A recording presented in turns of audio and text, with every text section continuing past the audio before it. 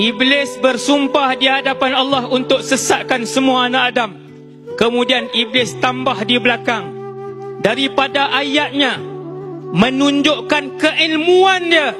Dia kata, illa, kecuali wahai Allah, yang tidak dapat aku sentuh.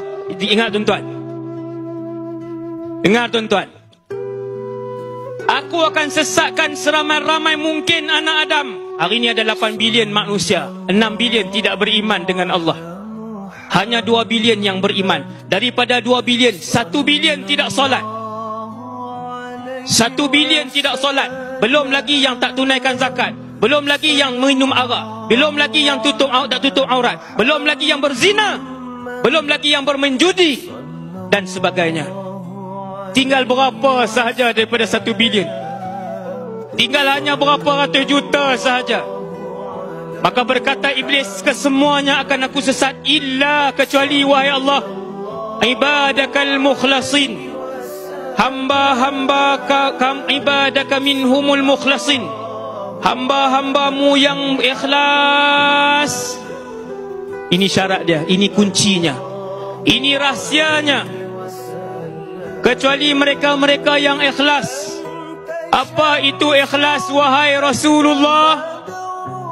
Kata Nabi SAW, ikhlas ialah mereka yang hidup kerana Allah, mereka yang bernafas kerana Allah, mereka yang memandang kerana Allah, mereka yang bercakap kerana Allah, mereka yang mendengar kerana Allah, mereka yang berjalan kerana Allah, mereka yang salat kerana Allah bukan kerana mertuanya, mereka yang bersedekah kerana Allah bukan untuk ditayangkan di media sosial, mereka yang berpuasa Ramadan kerana Allah bukan kerana malu dengan adik-beradik dan keturunannya, mereka yang melakukan sesuatu kerana-Mu wahai Allah tidak akan boleh dihampiri oleh iblis.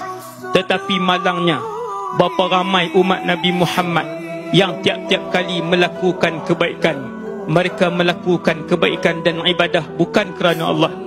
Mereka melakukan kebaikan dan ibadah untuk mereka masukkan ke dalam media sosial. Mereka melakukan kebaikan dan ibadah untuk mereka dipuji oleh kawan-kawan mereka. Mereka melakukan ibadah dan ketaatan untuk orang ramai kata, fulan itu baik, fulan itu banyak ibadahnya. Maka orang-orang yang buat bukan kerana Allah, mereka akan ditewaskan oleh iblis laknatullahi alaih. Para pemuda sekalian, adik-adik muslimin dan muslimat yang dirahmati Allah, semoga Allah Ta'ala menjadikan kita semua ikhlas kepada Allah Subhanahu wa Ta'ala. Semoga Allah Subhanahu wa Ta'ala menjadikan hati kita ikhlas. Semoga Allah Ta'ala mengurniakan keikhlasan dalam setiap saat kehidupan kita. Amin ya Rabbal Alamin.